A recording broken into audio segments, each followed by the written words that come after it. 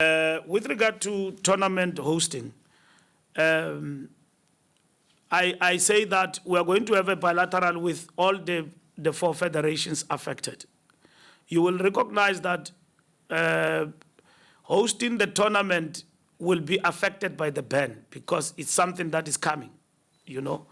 But you will recognize that at the time when we impose the ban, there are other contractual obligations that these federations have already had and will weigh up in terms of that as to their commitment to meeting the target.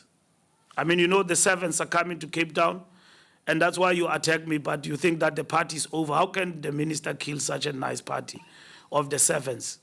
And equally, I'm looking for the 7s to do well in the Olympics, to come with a gold, like they did in Commonwealth, a fully transformed squad, by the way, the 7s. We don't have issues of transformation when it comes to rugby 7s, effective and winning and delivering for South Africa. I will never forget what happened at the Commonwealth Games.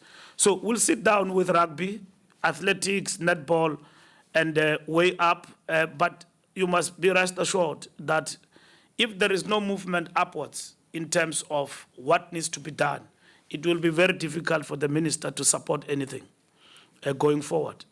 In this particular instance, we weigh up in relation to the commitments that people have made, and that is important. The punishment is not a punishment for people lack of transformation. Transformation must be seen to be done. That's what is important. Because if we talk transformation and there is no movement, and it's elusive, it's an idea there that is understood by few individuals, and it's not happening. It's not going to happen. I can leave rugby and talk about cricket. You see, because when you look at cricket, in terms of the national team and the selection policy, it's outside the dimension of the 6 dimensions in terms of the scorecard, because they say there it's on merit. The question I'm asking, who's not on merit at the national level in terms of selection policy?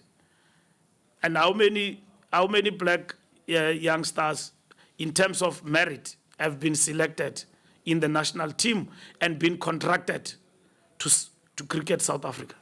That's what is important for me. So I'm going to see them and understand. I've seen them before, but I'm not interested to meet people over coffee table and coffee shops and over coffee.